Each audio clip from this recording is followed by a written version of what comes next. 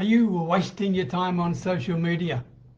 If the following 4 things are not happening for you, then for sure you are truly wasting your bloody time on social media. 1. Generating leads. 2. Creating communities so you can resonate with people, get them to respect you and get them to inspire you. 3. Holding conversations of a business nature once you've built a relationship in the first place. And 4, leveraging network groups in the right way.